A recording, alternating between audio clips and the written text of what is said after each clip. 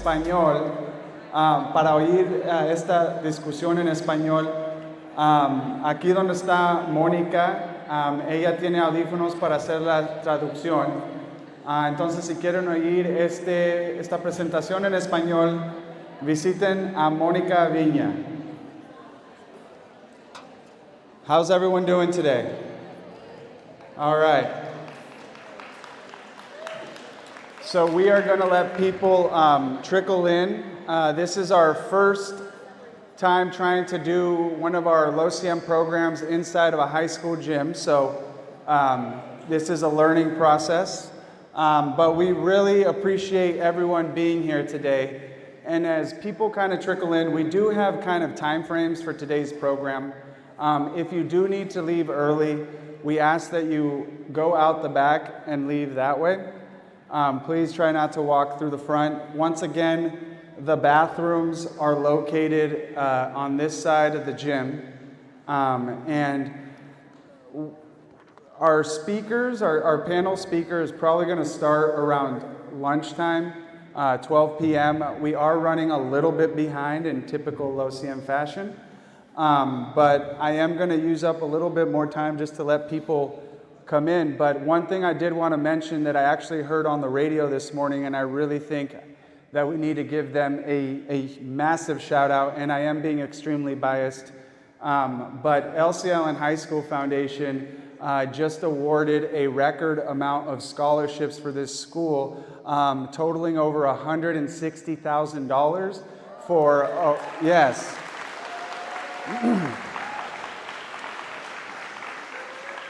That is absolutely incredible. And get this, between four students, they received a total of $80,000. And there is a lot of people in this room that have invested and supported the LC Allen High School Foundation, so I thought that I would make that announcement if you weren't listening to KSRO. I also see a lot of LC Allen High School alumni in the room, which is very awesome. Let's give them a nice warm welcome. We got like 3 right here. I'm pulling a Herman J, for those of you that don't know, where I have a script here that I usually stick to, but because we want everybody to trickle in here, I'm not using that currently. And speaking of Herman J, which many of you know, he has the same name as me, and he happens to be my dad. But I like to remind him, this is a very special week for him, but I really like to remind him that I was the first Herman in our household to get our college education. I was first generation college graduate and college goer, but Herman J this week is receiving one of the most prestigious honors, in my personal opinion, that anybody could get, receiving the honorary doctorate from Sonoma State University, ladies and gentlemen. Dad, stand up, Dad. That's huge.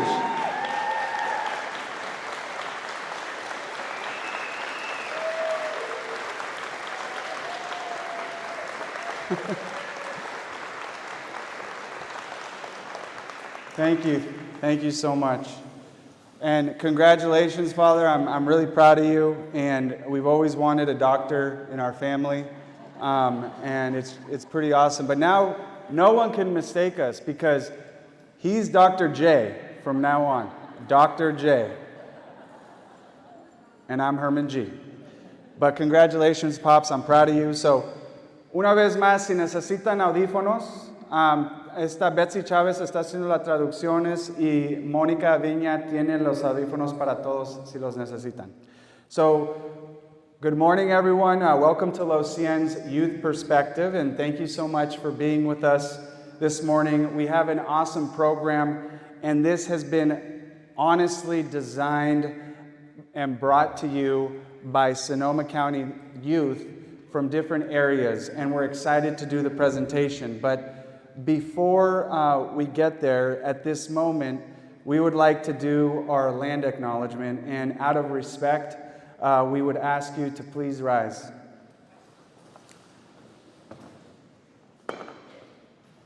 So today, Cien, Sonoma County is humbled to bring us together on the lands of Great Rancheria and Southern Pomo people. We celebrate the active work of their descendants to preserve and nourish their indigenous culture and identity. We acknowledge the Southern Pomo and Great Rancheria people as the traditional stewards and custodians of this region. We honor with gratitude the land itself, all of its ancestors, past, present, and future. And Cien respects the enduring relationship that exists between today's Southern Pomo and Great Rancheria people and their traditional territories. Thank you. You may be seated. And today, with opening with the land acknowledgement, we do want to remind all of you that one thing Cien is trying to figure out, like many others in our community, is how to go beyond our land acknowledgement. And we have one idea, and you can join Ellen and I as we'll be volunteering this Saturday and Sunday at the fairgrounds for the Indigenous Peoples Gathering. It is open to everybody in this room. You are more than welcome to attend. There's going to be a lot of cultural celebrations. There's going to be booths, and there's going to be tons of food. I believe it's Saturday from 10 to 10, so it's a 12-hour function, and they'll have something on Sunday. So be there, build relationships, and let's go beyond these land acknowledgements. So once again, we have a jam-packed program today, and we want to welcome everyone to Elsie Allen High School. As many of you know, El Molino got shut down 3 years ago. I've had built great relationships and done a lot of work with Elsie Allen teachers and the foundation and the students. So this is actually my honorary alumni school. So I'm really excited to be here at my alumni high school. My name is Herman G. Hernandez, and my pronouns are he, him. Mis pronombres son él, ellos. And I have the incredible privilege of being the executive director of Cien. And today is all about our youth, their voice, their perspective, and their lived experiences. So I really need to zip through this. I've already taken up too much time. It's 11:25, so I have one more minute. But first and foremost, I think we got to give a huge round of applause to our design team, our youth who put this program together today.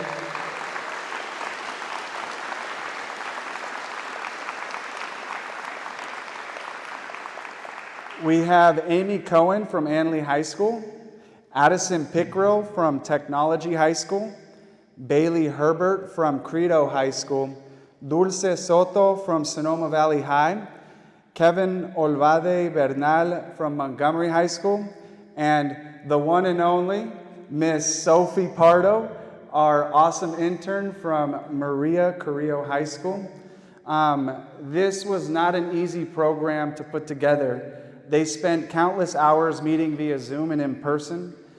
We started with more students at the beginning, but as I said earlier, we are always learning on how to put these programs on, and we know for future youth perspective programs that we probably shouldn't do them right before they're graduating from high school.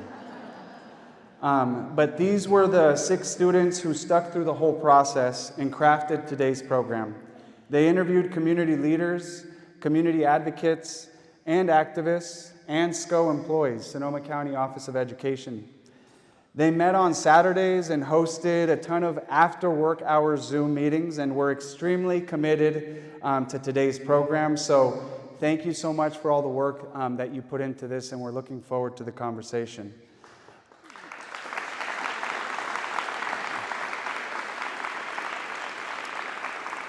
I don't think they're in the room right now because they're running the show. Oh, Monica Avina. But I want to give some serious love and shout outs to our new events coordinator, Ellen Velasquez Muralles, and her sidekick, Monica Avina.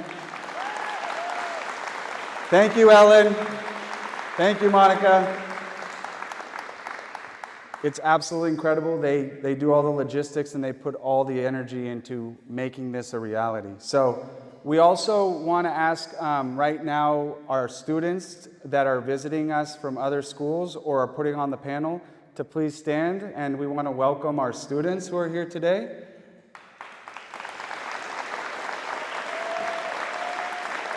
Awesome. Thank you so much for being here. That's awesome. Thank you. We also want to welcome our community engagers and parent organizations that are part of our Access Ticket program. Thank you so much for joining us today. I know we have a few of you here.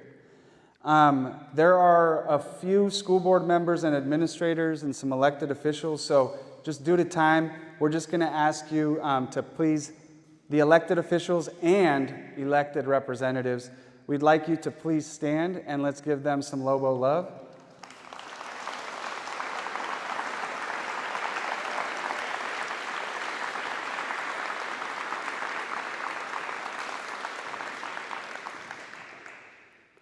We do have Joanna Pond. I don't know if you know who she is, but she is the School Board Member of the Year.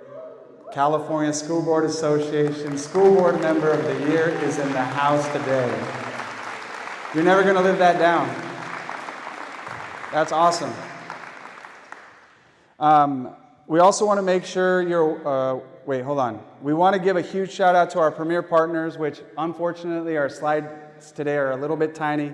But without you, our premier partners and our sustaining members, there's no way that we can keep these conversations going. We do 8 of them a year on top of our 6 signature events, which we have 14 events per year. We truly, truly appreciate all of you for your investment. And I almost forgot to make one of the coolest updates of the year. But Cien has transitioned to become a membership organization. And in the past, this is where it gets confusing, we've used the total number of emails we have as the total number of members we have. So that was pre-pandemic. So pre-pandemic, we had 1,500 members, which were basically emails and people that would show up to the programs. Post-pandemic, we now have 3,000 emails, which we call our followers, but just this week, Cien was able to finally achieve or get our 300th paying member to Cien, which is a big deal because that is what helps us put on these amazing programs.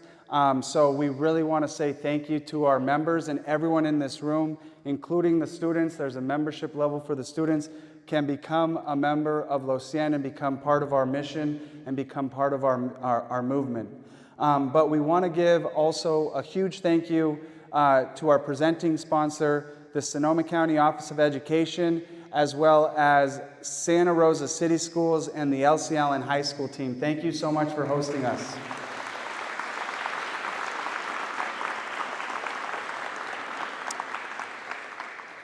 So real quick, we have like 3 events in the next month. We encourage all of you to attend our Pride Fiesta al Cien on June 2nd. It's at 9 p.m. It's for 21 and over, and we are partnering with Sonoma County Pride to kick off Pride Weekend. 80% of the tickets and donation proceeds are going to be going to Trans Life. So please join us, as well as we need people to join our float on June 3rd. We're trying to get 100 strong, so please hit us up if you want to walk with us during the Pride Parade and have a good old time. I also want to let all you know that we're almost sold out for our Puente y Ganas Awards Dinner, which is on June 24th. And I highly encourage you to purchase your table or tickets, ASAP Rocky. And last but not least, we finally have confirmed a date, time, and location for our farm worker conversation. We hope you'll join us. That one's going to be an evening program because we've been hearing from a lot of people that can't attend these Friday functions because it's during work hours. So this one's going to be on July 18th. The city of Petaluma will be hosting us from 5:30 to 8 p.m. and more information about that one will be coming soon. Last but not least, today's event is being recorded by the amazing team at Nexo Media.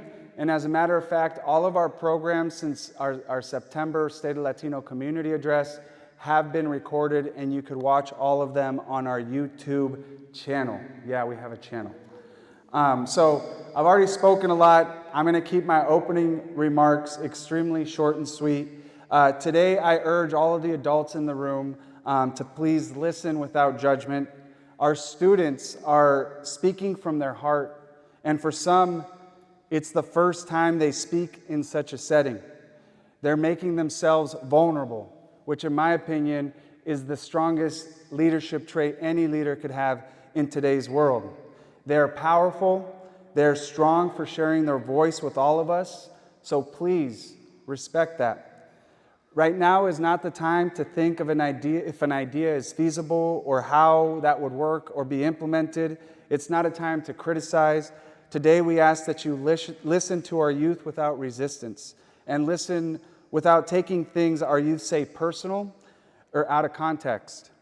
Lastly, if Cien can put together a panel conversation like this in less than 10 weeks, and I'm saying the youth, it wasn't Cien, it was our volunteer youth.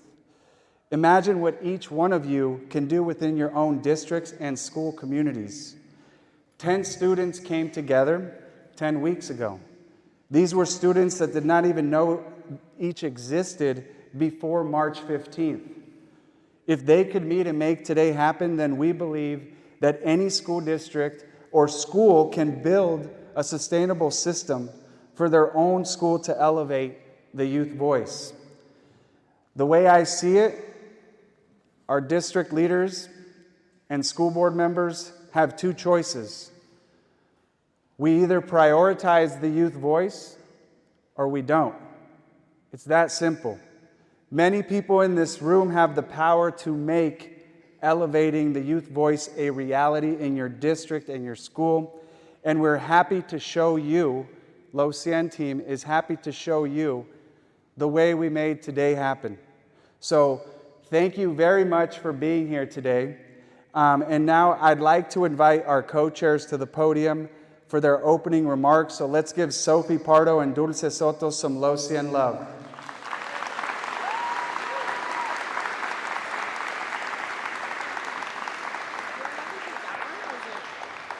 Yes. We're testing out these new mics. There you go. Thank you. I'm gonna have to talk. Okay. Good morning. I'm a little nervous, but good morning.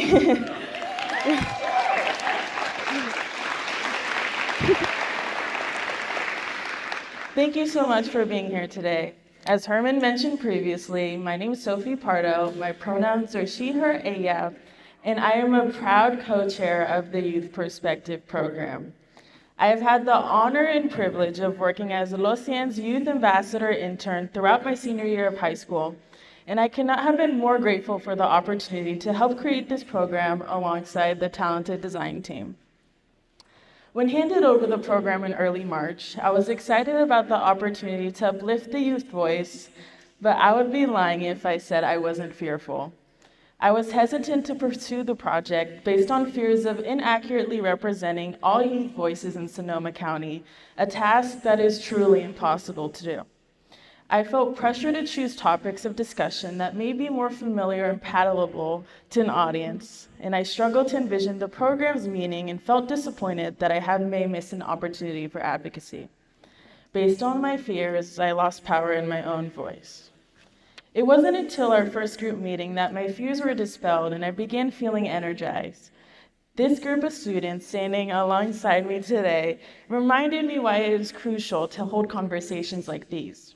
Everybody has so much to say, and we easily spent the first 3 meetings discussing and ranting about issues most troubling our school campuses and personal lives. My fears faded as we began listening to our similarities and differences and shaped the program in a way that felt organic to us. Whether it be discussing issues with academic tracking, our visions with on-campus peer groups, and our experiences as minority students in the classroom, we began building a deep understanding with each other and uplifted each other's voices, and for that, I am forever grateful. I am indebted to this group for showing me the true strength of teamwork and the importance of collaboration. As a design team, we have collectively listened, questioned, and appreciated each other's ideas and perspectives throughout the developmental process. I am forever thankful for the time and ideas you poured into this program. Whether it be the weekly 2-hour meetings or the continuous emails, you all remain dedicated and passionate about the project we're creating despite having very demanding schedules of your own. Throughout this whole process, many of us were deciding we would spend the next 4 years of our lives in college, taking AP tests and finals, and applying to jobs. This program was 100% student crafted, and even though demanding, our efforts proved to be worth the stress. When given the opportunity, nothing is too large to create, and I am so thankful for our wonderful design team for their continuous work and dedication. So please join me for a round of applause.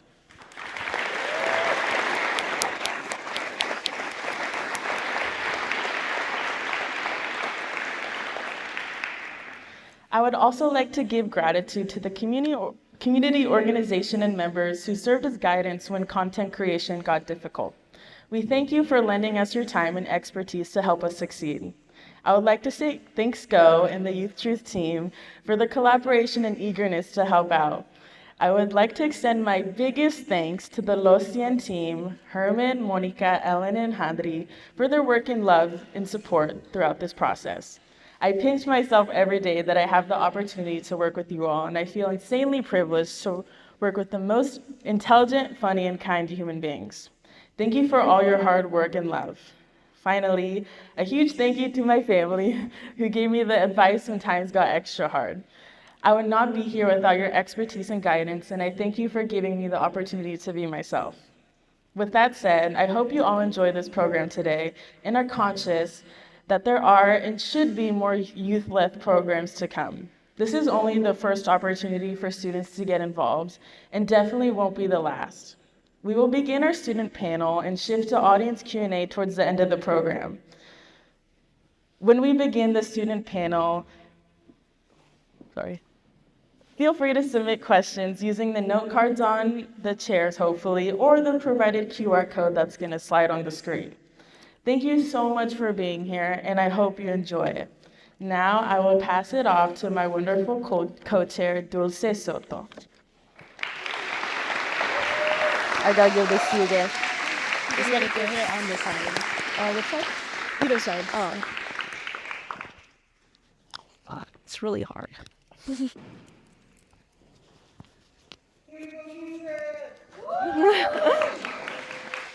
Thank you. Hello, my name is Dulce Angela Soto, and I'd like to thank you all for being here today. Usually, I'm the one participating in these programs, not the one designing them, and I'm a little inexperienced to what to say when it comes to this. And I'd like to start off by acknowledging that the student experience is very, very broad and complex, and that not every experience can be captured. And for that, I'm very sorry, because so often student voices are left out of conversations when they are essential. Now, just 2 years ago, this isn't something I would have done. Within my community, there's always been hesitance when it comes to speaking up. For a long time, I internalized this hesitance. I internalized this when I saw how my community was being silenced. And I internalized this when I saw how youth was being silenced. Now, my journey to who I am today was neither radical nor rapid. I was still internalizing this fear when I met Danny Dominguez, who suggested the idea of advocacy. This is when I saw students advocating for themselves, for their school, and for their community. This is when my journey began, when I saw that my voice, our voices, are powerful. And joining this design team taught me so much about vulnerability and continue to show me how powerful youth voices really are. I'd like to share a quote from Maya Angelou, one of my favorite authors. I will be talking about her later on, but right now, this quote from her says, "I've learned that people will forget what you said. People will forget what you did, but people will never forget how you made them feel. And when the community that is supposed to be represented is pushed to the sides, that leaves a huge impact." For me, this panel is all about uplifting youth voices and making them feel like their voice is important. Now, I'd like to introduce our amazing presenters from SCO.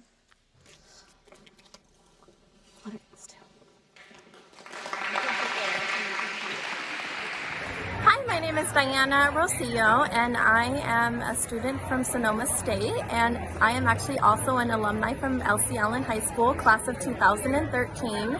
I am so happy that Cien was able to host an event today here at Elsie Allen, and I was able to come back to my school and hear the perspective of the youth. I think the youth perspective is so important, especially being an alumni from Elsie Allen. I feel like we didn't have the ability to have that voice like we did, like students are having now. So I really appreciate Cien for giving students the ability to give their voices to these students. Thank you. Their slides. Yep, while we do that, super excited, wicked excited.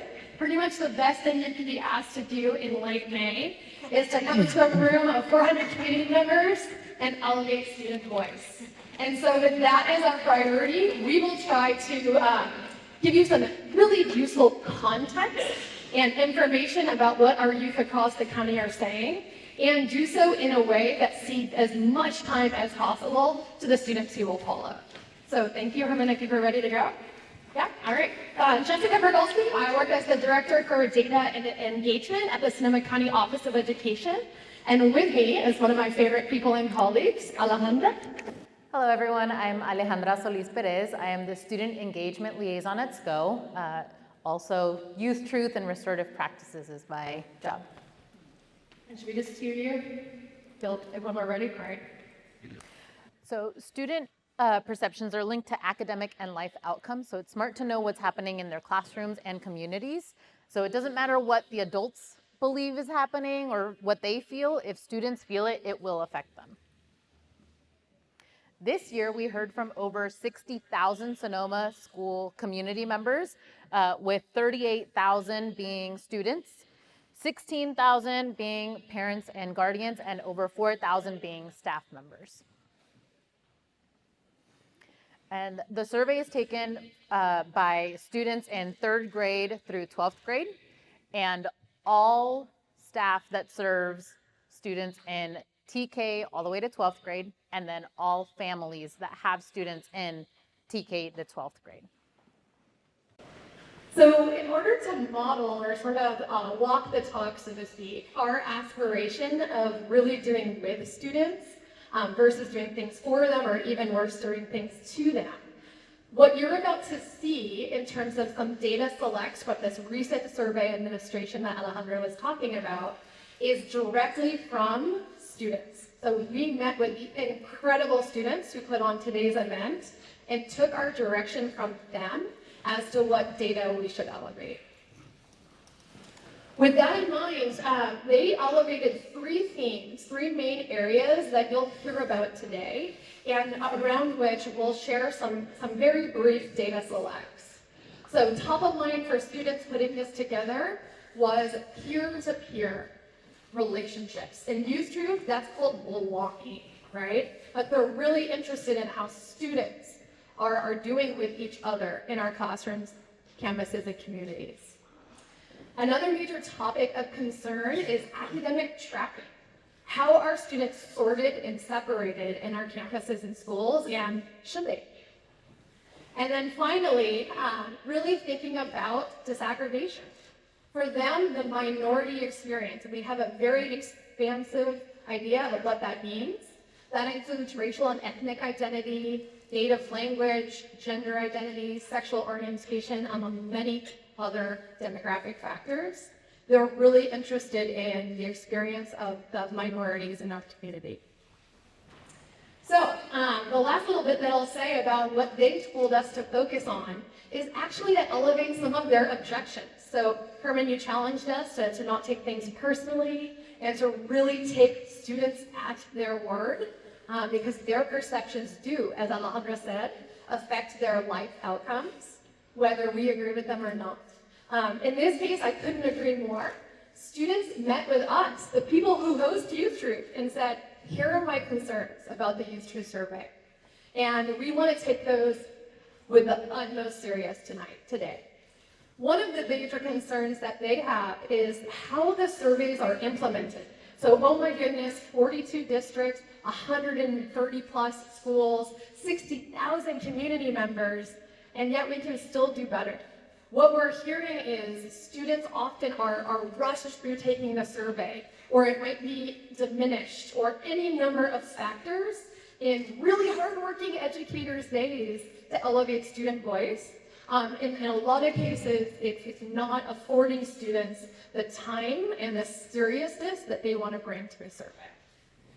Similarly, we heard from the students that failure to close this feedback loop is a major barrier to their sort of radical, unabashed fandom of the survey. What they mean by that, what we heard from them was that the data is often never shared back with them. So they take their time and share their voice, and then they never see what happens. And then even more rarely are they afforded the opportunities to make sense of that data with the adults and to take action around that data. So that really affects their trust in the instrument and, frankly, good data out, right? Because we aren't getting their most serious, most focused responses in many cases because they're like, where's this data going? Is anybody listening? With that in mind, we also want to make a commitment to their third concern, which is if data is shared back with them, we heard from many students that it's only the good stuff. Like, aren't we proud of these things? And that's super important. We do want to scale what's working, but again, the spirit of today is to really understand, importantly, also what's not working for students. So we'll try to embody that in the few minutes we have remaining. Alejandra, do you want to share some data with us? Oh, I guess I'll say one more thing. For the educators in the room, you can go one slide forward. I think it forward. Perfect. For the educators in the room, Youth Truth has a tremendous amount of resources that actually support the three concerns students identified. Really how to implement the survey in the most impactful and meaningful way, how you can close that feedback loop, do with students in the collection, analysis, and taking action around the data, and then around some data literacy. Their 4 Ds really speak to how we might respond to data in more productive ways. Thank you. All right, now let's get to it. I think we'll skip this for right now, Herman, time-wise. Yeah, let's get to the data. Okay, so we're going to start with peer-to-peer or belonging, which is one of the concerns that the students brought up. Go ahead. So in elementary school, that's the first chart, 30% of students agree that they feel like an important part of their school. That's fewer than 1 in 3 students in elementary school. The middle chart shows middle school. 41% of students agree or strongly agree that they feel like a real part of their school community. That's less than half of middle school students. And in high school, 35% of students agree or strongly agree that they feel like a real part of their school community. That's about 1 in 3 students. We definitely have some work to do in terms of student belonging, some opportunity. And again, that's one of the areas students told us they care most about. Another area they mentioned, as you might remember, was academic tracking. Which classes students are enrolled in and how they're sort of sorted on campuses. Youth Truth does not directly measure academic tracking. So as a result, what we picked are some proxy questions. 3 questions that sort of dig into the quality of the student experience. And then we disaggregated that by self-reported grades. So I know this one in particular is small on these screens, so I'll walk you through what you're seeing. Know that both an English and Spanish version of these slides will be available to you. So if you can't see it now, you will be able to see it. What we're looking at are the aggregate secondary students, so all of those tens of thousands of middle and high school students, and their perceptions of sort of the quality of their school experience. On the far left-hand side is the question, how many of your teachers believe you can get a good grade if you try? So sort of adult beliefs and mindsets about what kids can do. When we disaggregate to grades, where orange is students who earn mostly A's, where blue is students who receive mostly B's, The darker blue is mostly C's, and that green is D's. You see an interesting sort of pattern emerge between the three questions.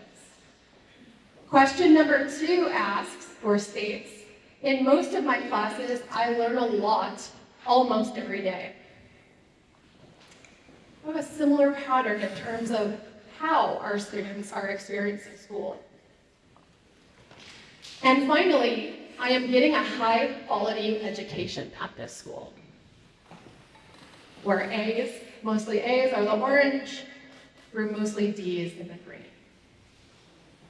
Data isn't the answer, but something for us to get a little bit curious about and maybe hear more from the students about in a moment. And lastly, we're going to look at the minority experience.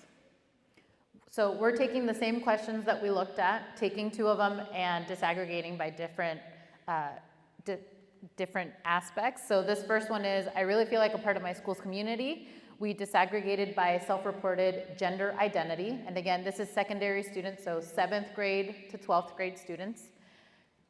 You can see that students that identify as male and female are above the overall average, and students who identify or prefer to self-describe or identify as non-binary ranked below the average.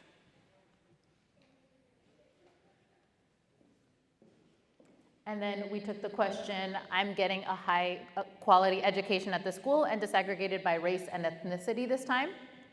Again, secondary students, 7th through 12th grade. The overall average is 48%.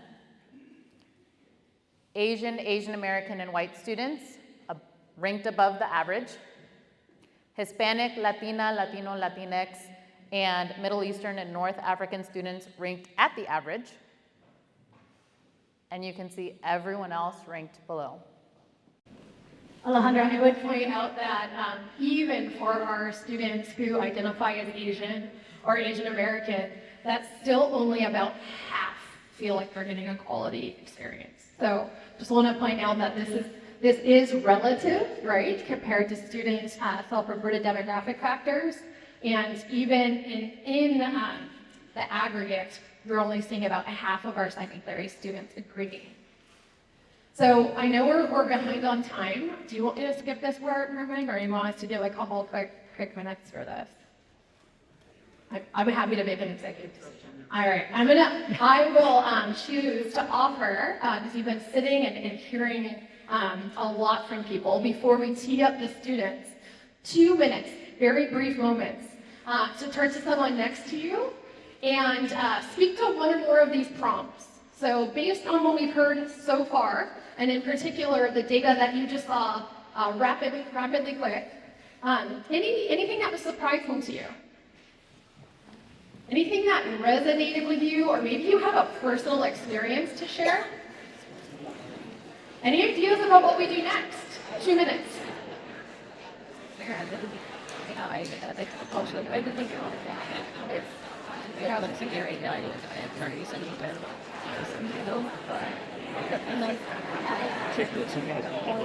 So, go ahead. So, Jessica Progulske, I work as the Director for Data and Engagement at SCOUT. Okay, how do you spell the last name? Progulske. SK. Thank you. Spell it to you. Alejandra Solis-Perez. Alejandra, Alejandra. Yes, Okay. and then Solis, Solis, SOL. IS dash, Hyphenated? yes, Okay. PEREZ. PEREZ. And what's your title? Student Engagement Liaison. Thanks. Yeah, thank you.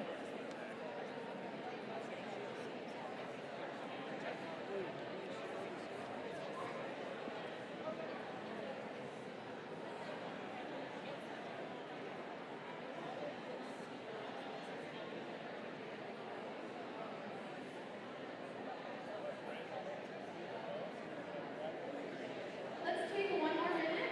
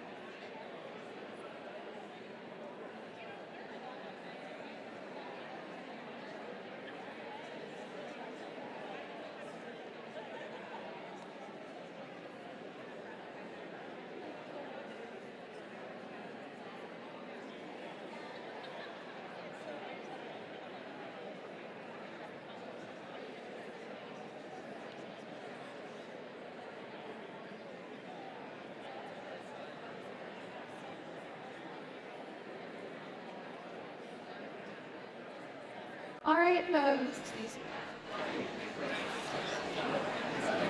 Worst job ever is to shut down the good conversations room. I promise we'll give you more chances to do that.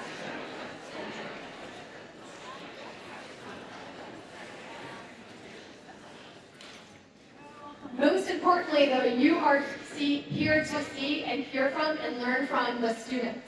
And so with that in mind, we want to give our rabid, most appreciative, most excited welcome to our student panelists. Coming up, y'all.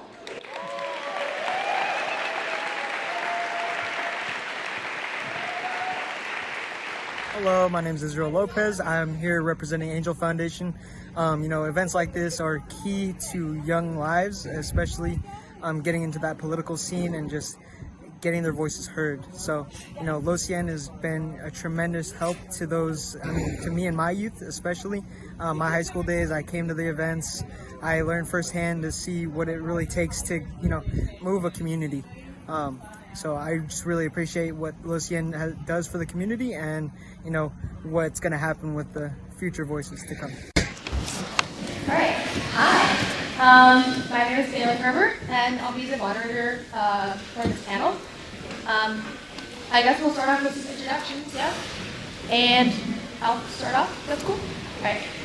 Like I said, my name is Herbert. My pronouns are she, her, or they, them.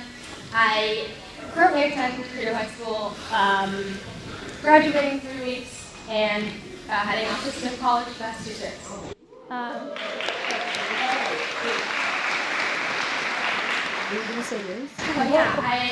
been doing organizing for a pretty long time now, and I'm so excited to be here and hear from the perspective of my peers.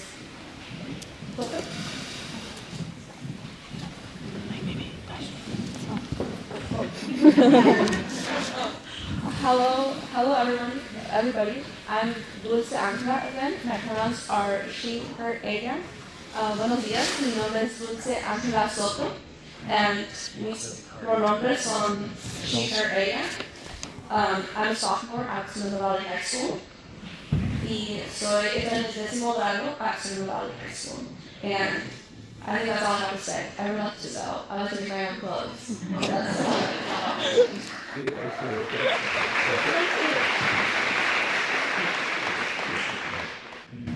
Hello everyone, my name is Kevin Moralde. My pronouns are he, him, él. I'm in an internship with Latino service providers, and I'm illuminated from Montgomery High School. Hola, buenas tardes a todos. Mi nombre es Kevin Moralde. Mis pronombres son él. Y estoy en un internship con Latino Service Providers y soy graduado de Montgomery High School.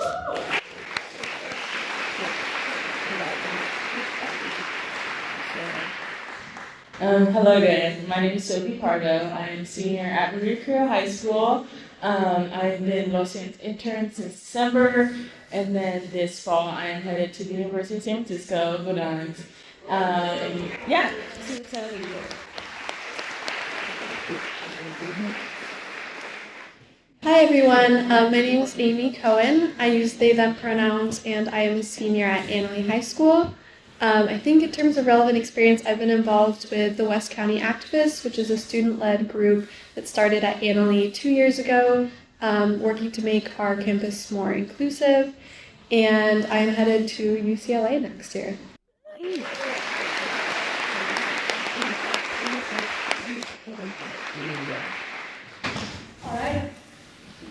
Alrighty, so we're gonna start with the first question. What was the hardest thing?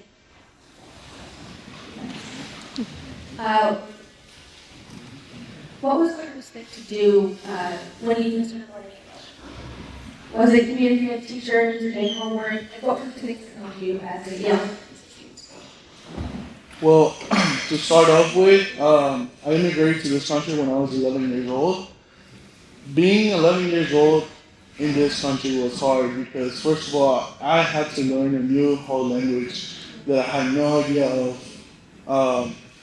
Just getting to speak with other students, with teachers, communicating with them for assignments or any kind of work was just really hard for me and stuff. And then on top of that, when trying to learn English by myself, because for the first 2 years here, I didn't have an English teacher that would teach me proper English. So all the English I learned for the first 2 years, I had to do it by myself.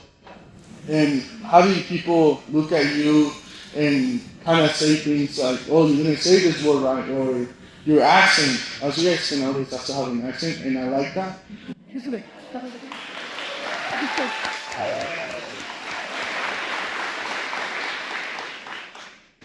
So for me, I'm not a very good math person, if I'm be honest. But when it comes to, in 2 languages, for me, math was the easiest subject to speak about because the numbers didn't really change.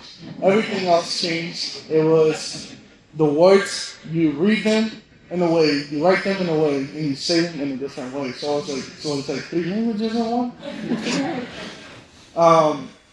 But it was definitely difficult not having who I could rely on as a teacher, as a counselor, as another student. It's hard when you don't really have anyone to rely on. And you already have this difficulty of coming into a new country, into a whole new set of just community, and you have no one that you can really speak to. And if you do have someone, you're kind of afraid that they might get annoyed with like, oh, it's like you just keep asking them questions and questions.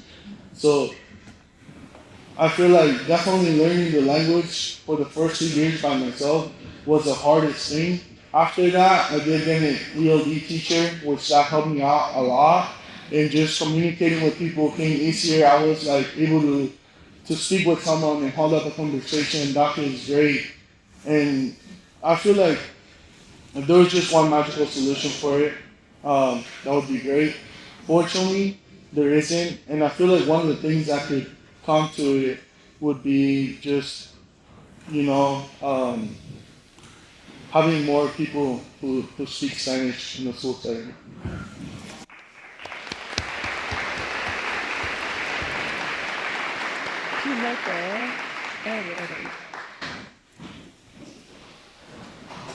All right, this is to Evan and Dulce.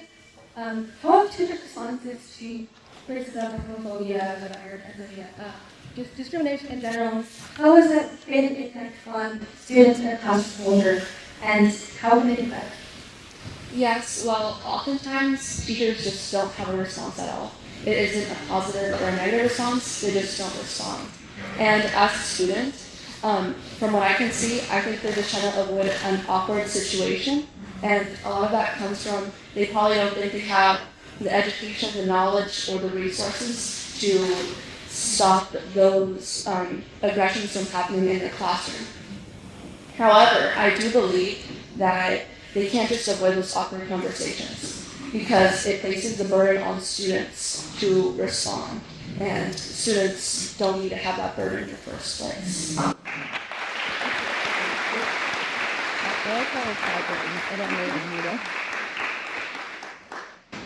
So just a quick add-on to that, also, when students feel discriminated by other students in a classroom setting where teachers aren't saying anything and they get slurs or they get sexual harassment and stuff, sometimes students are not wanting to go to that classroom because they feel like the black sheep in there. They don't want to go because they feel like they're just going to be harassed or the teacher's not going to say anything about it. And they just avoid to go to that class. So I feel like at times that's one of the reasons why some students skip class as well and don't want to go because they just feel like nobody's going to do anything about it. As well, like when teachers want to avoid that awkward silence or that awkward conversation with students about teaching them what a slur is, or maybe they don't know how to explain to them how it could be managed. And I feel like there should be consequences for students who are doing this because often there isn't consequences to this. And I feel like teachers should just be kind of trained on how to be able to manage this type of conversations with students and what consequences they should be handled for to this stuff happening in the classrooms.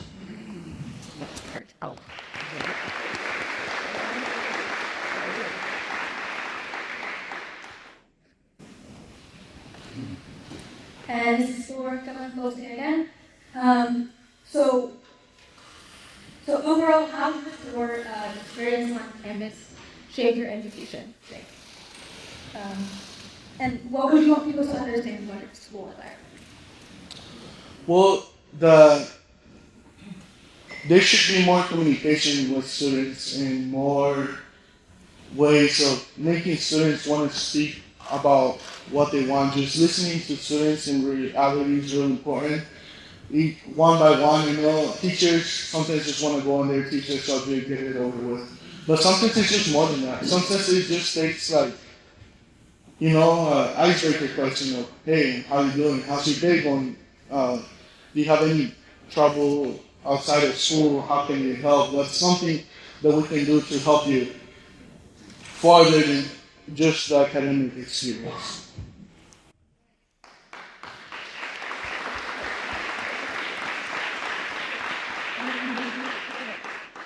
So, for my classroom experience, something that I think is important to say is, at least at my school, the culture is very performative. And a lot of that comes from that there is no diversity. I know that there are schools with so many cultures, so many ethnicities, but my school is not one of them. And the majority, it's basically half and half. You're either, it's white American or Latino and Hispanic. And that translates into school culture and what we were talking about with slurs and the responses to slurs. And another thing that's important is the wealth gap, because we live in Sonoma County. This is wine country. We have vineyards, and there's just a huge wealth gap that we can see in our schools. And a lot of that translates into social circles. When controversial events happen at my school, oftentimes these wealthy families already know each other. They talk about the event behind closed doors, and when they come to school as a united front. And as a student, you can see that makes it very difficult for other parents or other students who aren't involved in those social circles to get a word in about that event. So that's just all I'm going to say.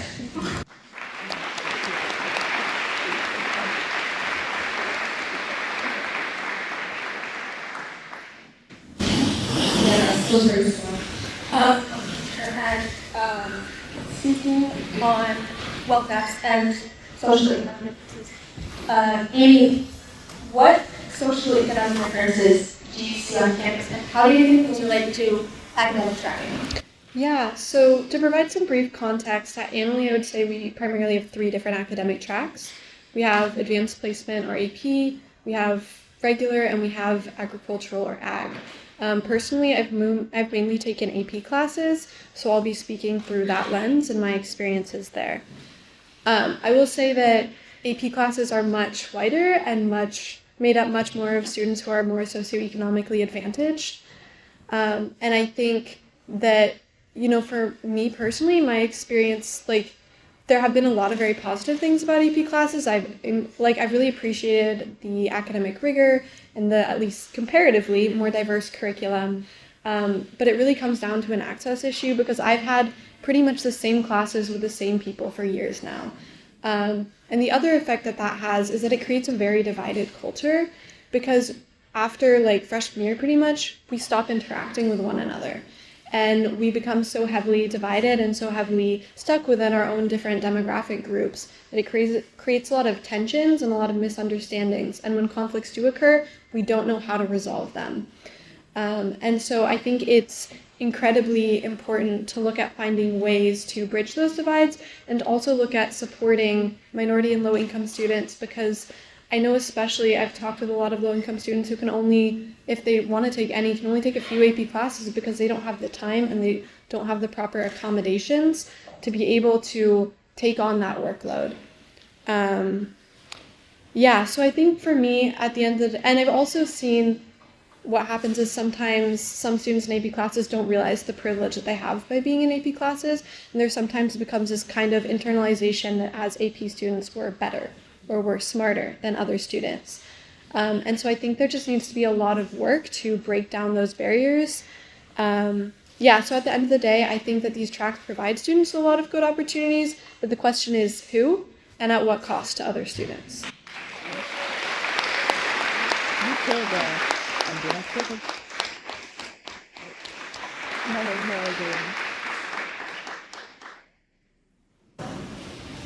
And speaking more on the topic of academics, Dulce, as a POC academic, what is your perspective on the current curriculum? And what would you like to be learning?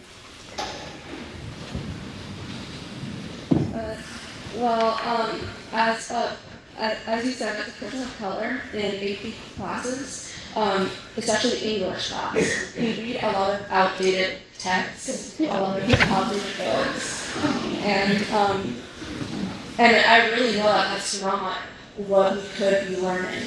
Just to look up a few women of color who are authors, Maya Angelou, Angie Thomas, and Julia Adams. These are incredible books with great commentary on social issues that are happening.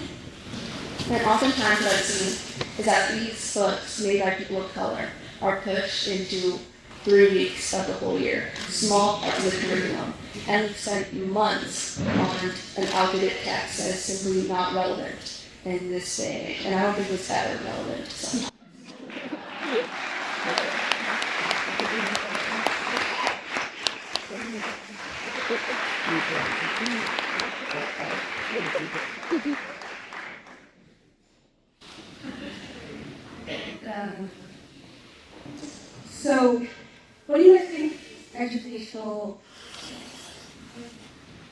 So, what do you guys think educational leaders do take AP courses more? So I think this is a very hard question. I've had a lot of discussions with people about this, and often what comes up is, well, there's nothing we can do. Tracking is a byproduct of having tracks. But I think the first thing that I want to say is that I want to really challenge that mindset. And personally, I think the best solution is to find another way and to find another solution rather than the current system that we have. But I don't know what that looks like. And so I don't have, a perfect solution. I think I want to challenge people to be open to that and to be open to that idea and to be looking into that and exploring, have other schools found other ways, and if so, what does that look like? Within working with what we have, I think the first thing is to really just spend resources thinking about this issue, because what I've found so much is when I bring this up, there's just so little discussion on it. And I think it's going to look different at every school. I think that working on some kind of maybe like equity audit or doing community engagement around this topic, finding ways to really reach your students that's more than an email or something on the website, because we're not going to look. To really make sure that you have community members engaged in this process and giving feedback. I think assessing the issue first at your school is essential. And then I think there's a lot of different opportunities we can look at. I think finding different ways to increase cross-departmental collaboration is essential. Maybe we could look at what kind of projects students from different academic tracks could work on together, and kind of work on initiatives like those. But I also think that we really need to prioritize finding ways to support low-income and minority students in taking AP classes in the meantime as well. And again, that's something I don't have an easy answer for, but I think that we need to prioritize spending time and effort there. And then I think finally, like Dulce was saying, across all different classes, we need to diversify our curriculums. I think that students engage more when our curriculums are more relevant to us and more representative of us. I know that as a queer student, as somebody who's gender nonconforming, I struggled a lot of times, especially when we have books around gender that are very traditional. And I think that as minority students, when the only times our communities are brought up, if at all, are very tokenizing and trivializing, it's very discouraging and makes us want to disengage. So I think it's very important across all tracks to look at diversifying curriculum. And I will also say that I think it's troubling that AP classes are comparatively having the most diverse curriculum and the least diverse makeup. And I think that's something we really need to look at remedying.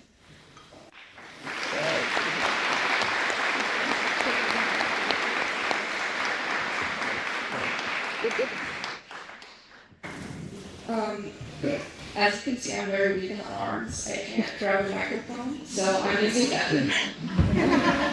Stop. Does that work better? Yeah, that's way better. Oh, way better.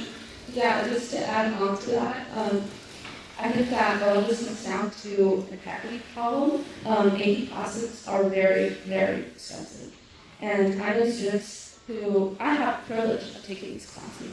Like, not even other students, I have the privilege of being able to take 2 or 3 AP classes. But there are students who can't afford to pay that huge sum of money to take these tests. And I think that's a huge issue. And another part is just what Amy said, just going, we can start by diversifying our curriculum, not just with AP classrooms, but in CP classrooms, in ag classrooms.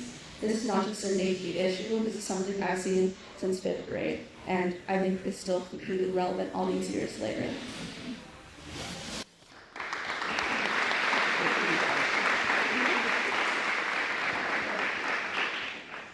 I think speaking on that in general, similarly with Amy, I've been in the AP and honors track all of my high school career, and it has been very rewarding in a sense that I am able to really connect with my peers on that level, but it has brought me a lot of disadvantages. As Dulce said, the only time I read a book by a Latina author was in Zoom, so that means obviously I didn't read it because it was in Zoom, and it was really discouraging because I had 4 years for the opportunity to read a book from somebody who had the same experiences as me, and just having a month of that in my bed with my computer was very hard. And oftentimes in the English class that I'm in right now, it's really difficult to connect with curriculum when it doesn't apply to you. We read a lot of Shakespeare, it's a great guy, but I just can't, on that level, connect with a lot of authors' experiences if they don't really relate to what I'm going through as a Latina identifying student. And I think similarly with Amy, a lot of my friends are in these AP classes, but I have some that aren't. And there's really no time for us to connect with each other's ideas, challenge each other's ideas like we do in the classroom. And the only time that happens is when we're a senior in the poetry unit, in which we did not even do this year. So it's difficult to really bring ideas to the table with different life experiences when there's no opportunity to do so in the first place. And as for solutions, it's really hard to say since it's just a built system, but in the future, I really hope to see larger access to these AP classes since they are so expensive. Not everybody has the privilege of paying $500 for 5 AP classes to take a test. And it's been really difficult to see and experience on my campus where so many students don't have that opportunity to take it, and I really would want to see equal access for students and resources and study spaces for students that don't have the time after school to work on their curriculum and really get the quality education that they deserve.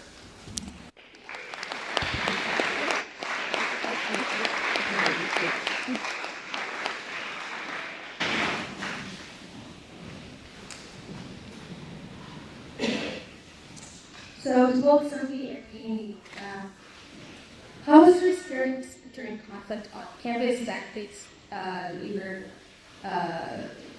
just calling on campus? How do you guys think it's affecting your campus culture? And what do you guys think your administration could do to help combat these issues? All right. So I will say, in my time at Annalee, I found a lot of things that I really loved about the community, but there's also been a lot of very difficult things. Freshman year especially was very, very difficult for me. Coming in, it was a very hostile environment. There was very normalized use of racial slurs, of homophobic and transphobic language, particularly misgendering and dead naming. There was sexual harassment and ableism, and just coming into all of that, immediately as a terrified freshman was a lot. And I didn't know who to talk to. I didn't know what the reporting process would look like. I didn't know what would come out of it. And sometimes it didn't feel like it was worth it. And I think that is a very shared experience by a lot of students at my school when I've talked to them. And so I think something that is incredibly important is for administrators to make information about what students' rights are, who to contact, and as much information as you can provide about what the reporting process looks like accessible to students. I think it's also very important to recognize that there is a power dynamic and that students are not going to feel comfortable necessarily reporting to an administrator who is in a position of disciplinary authority over them. And that can make students very nervous to report, especially when they don't know what's going to come out of the process. And so I also think it's important to keep in mind that sometimes you're not getting reports of something not because there's not an issue, but because students don't feel comfortable reporting. So I think that it's also important to work on looking at finding maybe even outside facilitators who could facilitate like healing spaces for students, because I know that as a student going to a school where you either have or are continuing to experience harm on that campus, it's very difficult, and it's very difficult if you don't have a space to unpack that harm. And so, like at least at my school, when we've had major events that have impacted students, there's never been a space for students in certain minority groups to kind of unpack that trauma and to have that trauma addressed. And so I think it's very important to do that for students.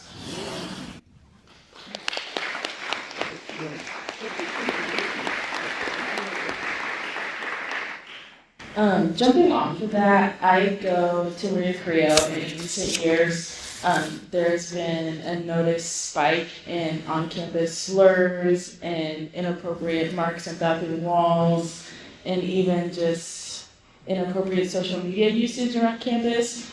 And as a student seeing that, you kind of wonder, like, who's doing anything? What's my teacher supposed to do, or is this my responsibility? And on my time on campus, I haven't seen any sort of discussion or space to talk about these issues. It's been something that a lot of my peers and I have to think about ourselves. And it's just been really difficult on campus because it leads to so many students feeling disheartened and leads them to kind of go back in their shell, and this should be a space where they can self-identify and express however they want to. And knowing that our school is becoming less and less of a safe space kind of leads me to wonder in the future if this is a space where people even want to go to anymore. There's been such a spike in fights or just slurs that you hear on campus that sometimes I don't even feel comfortable there myself. The only time I feel comfortable is when I'm with my friends or with a trusted teacher, and knowing that a lot of teachers maybe don't know how to assess these solutions is a problem that should be addressed, because every teacher wants to have a safe space in their classroom, but sometimes it's really hard to do. And in recent years, when there's so much craziness going on, it's really hard to make sure that every student feels comfortable, but it is possible. And it's something that a lot of students want to work on. And I think that goes perfectly into our discussion of wanting those peer groups on campus that we'll speak about in 1 minute.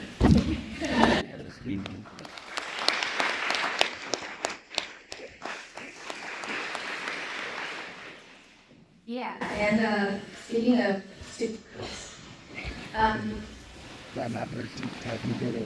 so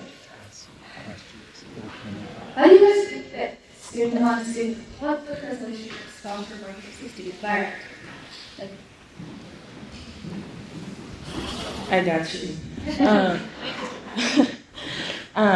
At my school, I'm a Puma peer. My mascot is a Puma, and I'm a peer. It's basically a group where upperclassmen have the opportunity to connect with freshmen in their advocacy spaces to welcome them on campus. And with that, we play all these fun games and stuff, but it is a really good opportunity to really connect with students on the level of what's troubling them on campus. And with this organization, I've had the opportunity to really sit down with students who may be feeling overwhelmed with bringing discussions to their teachers and are able to confide in a student. And I've heard so many life experiences, and with student-on-student discussions, you're able to relate to them in a sense that a teacher can't, and you're able to provide comfort and protection in a space where they may not feel safe discussing to a teacher.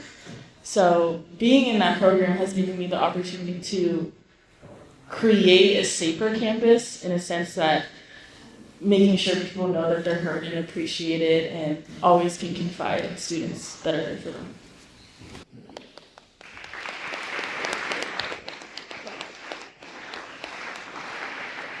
Before I start, I want to remind anyone, if you have a question that you would like to submit for the audience Q&A, to scan the QR codes. So going off what Sophie said, sorry for that abrupt transition, but yeah, no, I really agree. I think that there's a lot of really incredible uses for peer-on-peer conflict resolution groups. I think it's a really incredible way also to empower students and to make them feel like they are engaged and that they can do something tangible to help improve their community. And as Sophie was saying, I also think that sometimes students will listen to their peers more than adults. And the other thing is, I think that students bring a very unique perspective because they know what it's like to be a student at that school in a way that adults will not.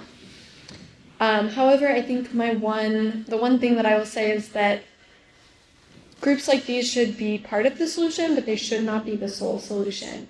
At the end of the day, the work is not on students, especially it should not be minority students' jobs to, educate other students.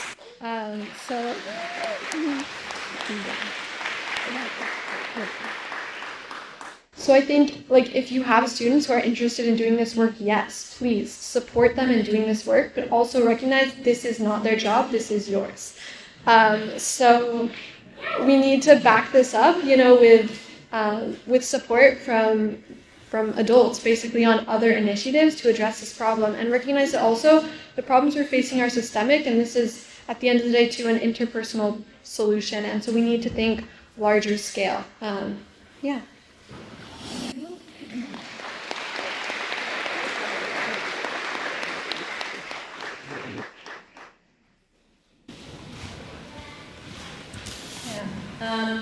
Put up a quick thing. I wanted to thank you for that last thing because, I don't know, I think haven't spent a lot for that, so thank you. That's really good. Sophie, your question. All right. So how was your experience in being in a semi-privileged group affected against children? As I said earlier, I'm from up here on my campus, and when discussing issues of racial slurs on campus and harassment, our little group of students have had the extreme benefit of collaboration and problem solving in order to address the issues that we see on campus. For example, early this year, there's a huge spike in the amount of slurs that we heard on campus, whether we would walk to the bathroom or walk just down the halls or even talk to our friends. There was a consistent pattern of inappropriate language that you would hear, something that is totally unnecessary on campus. And in my student group, we kind of sat and discussed for a really long time, how are we able to combat these solutions in a way that the students will feel engaged and feel motivated to change their patterns of behavior. So I would say for a good 2 or 3 months, we sat and thought of this idea, and we were able to go into classrooms and talk about it face to face and let them know that this behavior is not tolerable on campus, and they have the opportunity to listen from people who have experience on this campus and know that that is not okay in our campus culture and it's something that will never be okay. And giving them the opportunity to listen to students who have that experience allows them to take that perspective and listen to it in a way that they can't with this administrator going in and talking about it. As students, we all have this understanding behavior that it's important to listen to each other, and when we talk about important conversations like these, they really understood that behavior is not okay, and we've seen a decreased spike. I don't know what the term is. I'm not good at math. Negative slope of that behavior.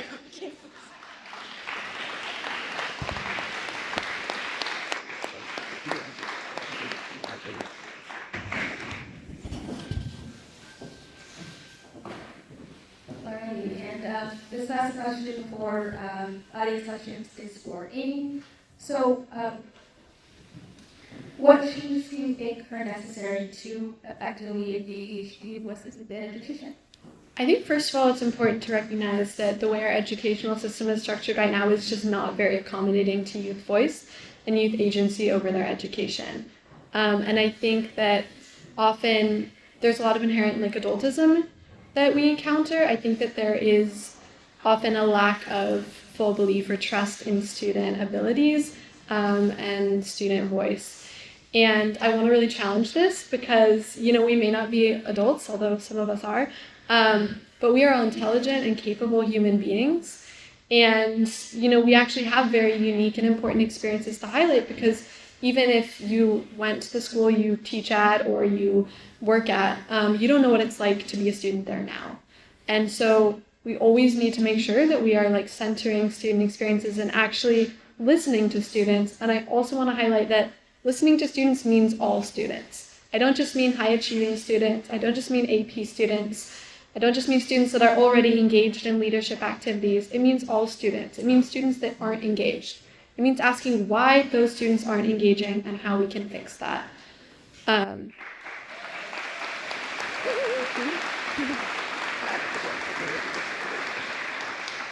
The other thing I want to say is I want to specifically challenge anyone who is an administrator or a board member, a district official, to think about what opportunities you have at your schools for student engagement.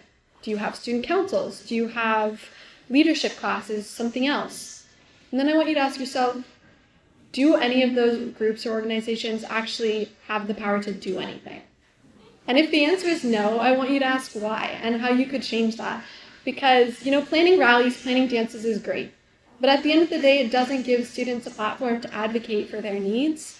And so I think it's really important, that we continually center student experience. But again, recognize, as I said earlier, that the work should not be on the students. It is not students' job to do this work, and it is an incredible emotional burden. And so students' voices and students' opinions need to be centered. But at the end of the day, it needs to be the adults in the room who are actually implementing the solutions.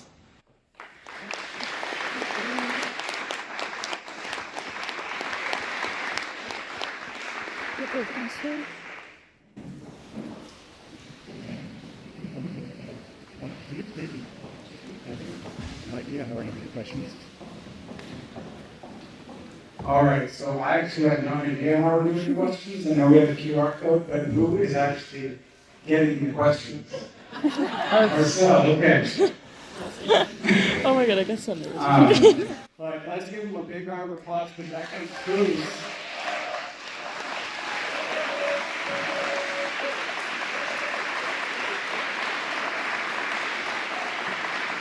Yeah, try to do the standing ovation. You did that for real.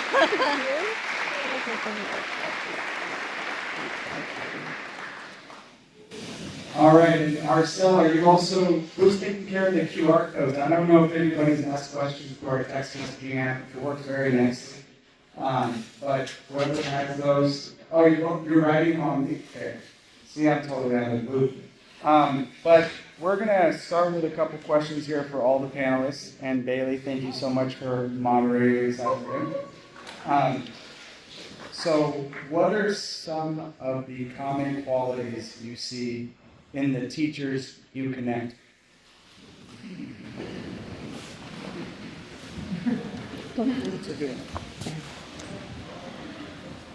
Some of the common qualities I have noticed with teachers I connect with is, like I had mentioned earlier, sometimes it goes farther than just teaching your subject. It goes into a question of how you're doing and how's your day going. For example, myself, I had this teacher that really talked to me, which was my English teacher, not teaching me English, but the English as in the subject. We would have this journal every day. Since the first day of school, we would have to go in there and start journaling. And he would ask you all these kinds of questions of how's your day going? If you could have this, like, $1 million or something, what would you do? What would be the things you would want to do?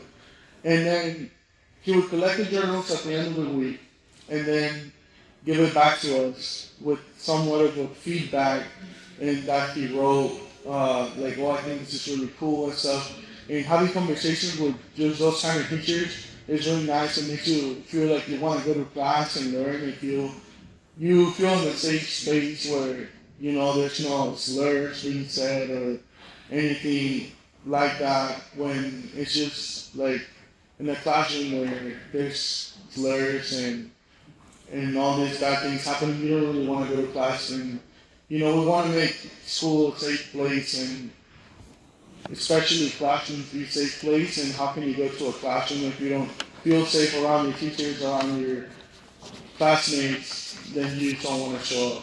So I feel like one of the common things about teachers is that they really do a little bit more than their work, more than just teaching the subject that they're supposed to teach on, but going a little bit farther. It just takes a little bit. It's not really that much of an effort. And I feel like all teachers are capable of doing this.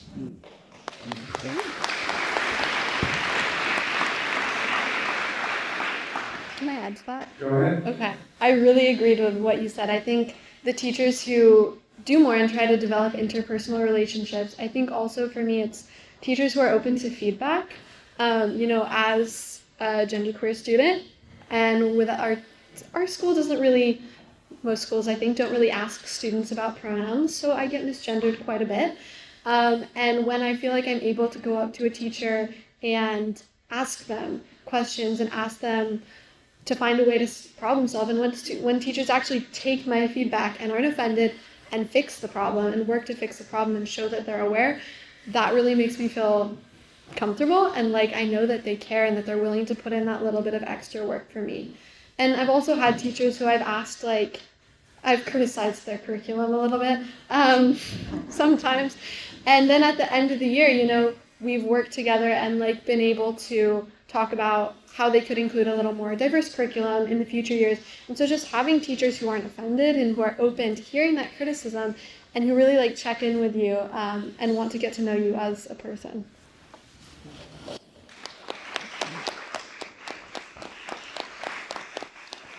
All right, so we have 2 minutes in this section, right? Yeah. All right, thank you. So the next question for anyone that would like to answer is, how can the community support youth coping with mental health crisis? Okay, this is gonna sound a little bit radical, okay? And I don't even know if this is possible, but like, I don't know, if it is, I would think it was just a little bit less homework. And I know you've heard this complaint hundreds of times. I know it, okay?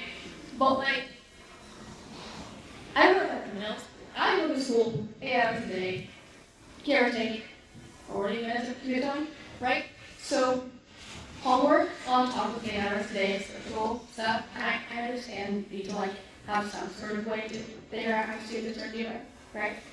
But like, I don't know, make it weekly to daily, or just like a little bit, or even, I don't know, have slowness. Like, I know that those things pass so by, and I have to be aware of it.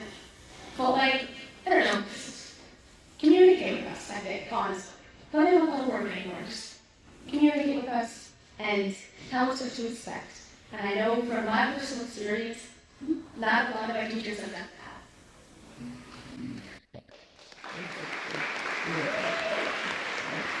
When I go, like, on my campus, we have one restorative counselor or therapist per, I guess in total for 15,000 students. And as you can imagine, it's literally impossible to get an appointment, and she's extremely needed on my campus. So I think some collaboration with community organizations to have more involvement on campus to provide more access to students is extremely beneficial. We have a wellness festival every year.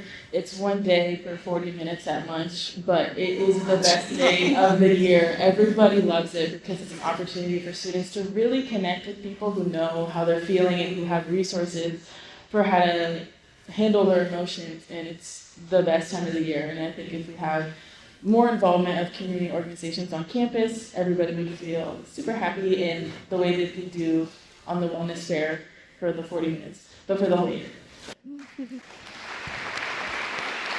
Awesome. I believe we have time for 2 more questions, and one of the questions actually tees I believe the final call to action, so I'm going to skip that one. But since Soph mentioned a nonprofit or people coming onto the campus, this is a local nonprofit seeking ways to engage with high school students interested in the environment. What's the best way to connect with students?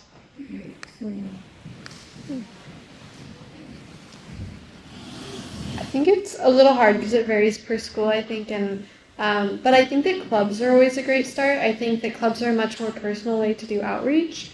And I also think that finding teachers to work with, I think, like at our school, we have an ethnic studies class, and often they do they do partner speakers and like talk about opportunities for students to engage.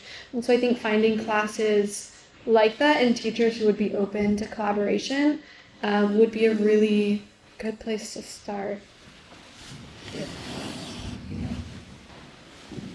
Just a quick thought onto that. I feel like, well, clubs are really great and all that, but I feel like a way to start clubs or something to get to know a little bit of everyone and just between as well, like students will want to participate and all that stuff, and you know, having this therapists or counselors get to know the students better.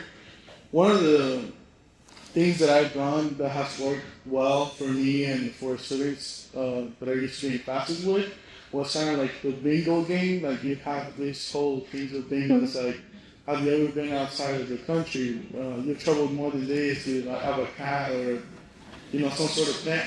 And then you go around the room and asking people if they play an instrument, what kind of pet they have. And you get to see like all these similarities with other people that you have as well, or just to get to know them better if you don't have anything in common with them, like, oh, I know, you know, this about that person. And then it's also a fun activity, you're active, you're talking to other people, and just making that engagement with other people, and counselors see that, or the teacher, whoever is doing that activity with you guys, and then they get that bingo back and they have all that feedback at the end of the day. Right here. All right, we have 4 more minutes. And this is an adult question. I think that adults have been having this conversation a lot recently. But it's very interesting to hear what the youths have to say about this. What are your thoughts on student resource officers on high school campuses?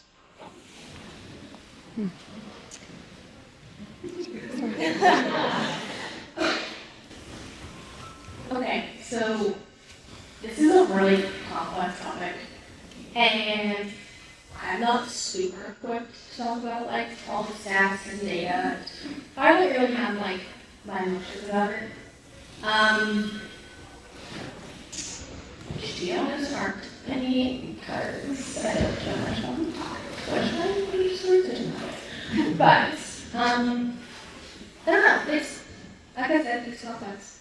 I do know that for me, as a woman of color, and specifically as an African American, I'm just kind of distrustful and wary of any sort of officer, whether that be sheriff or police officer, just in general.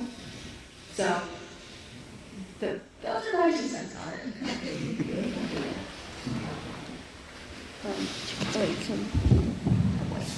Okay, so I don't know what a resource officer is, but I heard resource, and I do know what those are. And basically at my school, or in my community at least, what often happens is that there are resources. They're told about those resources. And sometimes, and I'm just a same type of student, when I ask for those resources, they're not given to me. And that's the truth of the situation. And I've seen this with my parents. My parents are immigrants. I'm first generation. And oftentimes, my mother has to ask for these resources. And this is a huge language gap because oftentimes there isn't language equity. Companies only speak in English occasionally, English or Spanish. and other movements are just left to plan for themselves. And oftentimes what happens is I ask for a resource at my school, like for example, I'm just going to speak around counseling or extensions, and I won't be given that. And all of a sudden, I have this option. Either I say something and I get called mean or a little rude, or I just be nice and don't say anything about it and I'm ignored. So that's often the situation that I've seen with myself and with my parents and my other parents.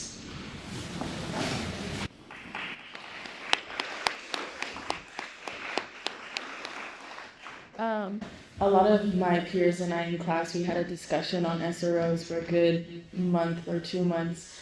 And I've come to the consensus that I think that they do more harm than good. I think their allocated money can be spent on hiring more campus supervisors who have great connections with students while also providing safety security for them. And we have 2 for 1,500 students, which is not a lot.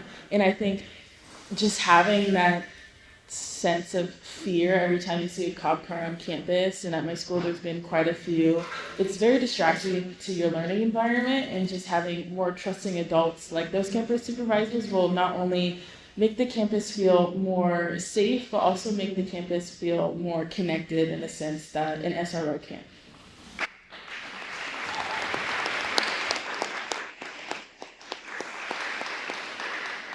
Just very briefly, but I would say that I agree with Sophie, and I would add on to that. And I think that specifically, I think a lot of work needs to be done working on addressing these issues so that they don't come up in the first place. I think that we need a lot more work on restorative justice at schools and how to proactively work to stop these conflicts from occurring. And I think that often disciplinary procedures disproportionately affect some students over others, and I think we need to work on alleviating these discrepancies before we work on, I guess, prioritize, because I just feel like sometimes it can be a little, I don't know, it doesn't always feel like it solves the issue, and it feels like it makes students feel more afraid. And I think that students need support before the issue occurs, and that's where resources would be best.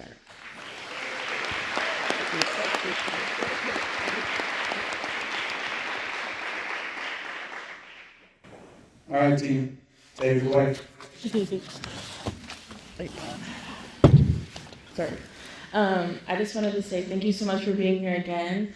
As we wrap up this program, we would love to ask a little bit from each of you. We've created 3 separate call to actions based off a majority of the audience members here today.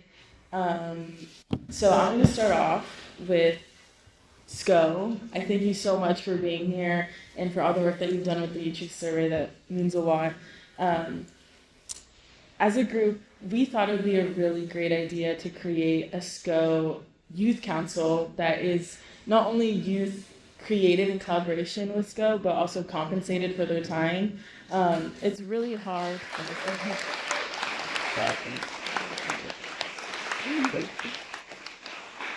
It can be really hard for students to bring topics of awareness on campus and to their district officials. So with SCO's influence and space, we thought it would be a great idea to have that hub of students there to not only talk about issues on campus, but problem solve and bring them back to their own school officials in hopes of creating change.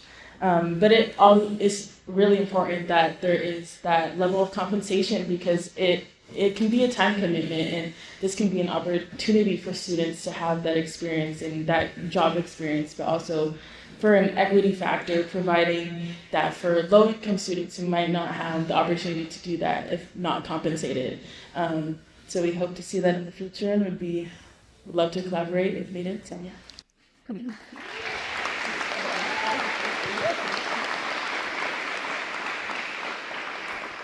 And then our ask for district officials, for board members, for administrators is similarly centered around youth engagement and investing in diversity, equity, and inclusion work. We would like for districts and for schools to work on developing a strategic multi-year DEI plan at their schools. And if you're already doing this, or if you're totally new to this, we also just ask that community engagement be centered in this process. that we ensure that we're reaching out to students, that we're reaching out to different demographics in the community, and ensuring that those experiences are accurately represented and that the community feels engaged in the process. And I think we also want to ask, looking at investing in DEI positions, because at the end of the day, it's incredibly important that there's somebody with the knowledge, somebody with the experience, and somebody with the accountability to specifically do this work. And I know that money is difficult and that that's kind of a difficult ask, but I would say that diversity, equity, inclusion work is essential because it's about the safety of your students. And when your students don't feel safe, they don't learn. And so I think we really just want to ask that this be prioritized. And also so next year at the next program, we're hoping to have updates. So if you all are working on a diversity, equity, and inclusion plan, we would like to hear from you and have some follow-up on that. Because again, we just think this is an incredibly important topic and something that we really need to invest resources in and engage youth and engage community members in being part of this solution.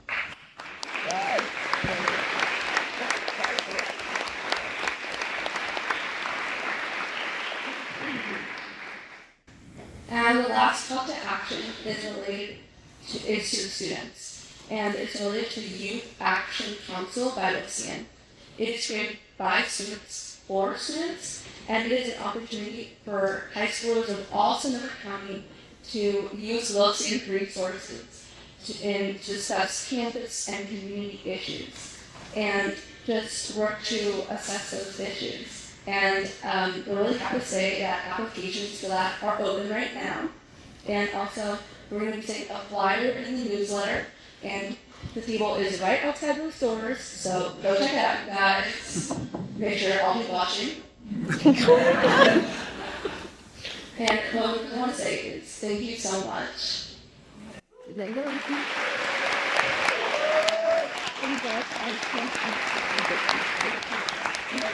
job, guys. Good job, Amy. Good job.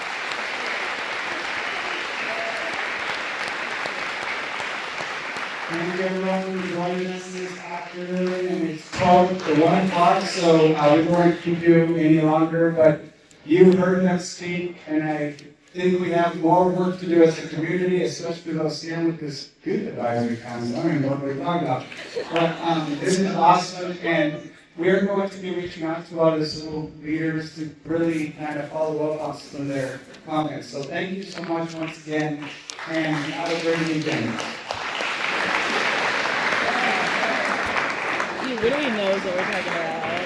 Laugh out. He's joking. So proud. You guys did excellent. Excellent. Excellent. I'm looking forward. Thank you so much. So, you're going to UCLA? I graduated from UCLA many years ago. You know where you're living yet?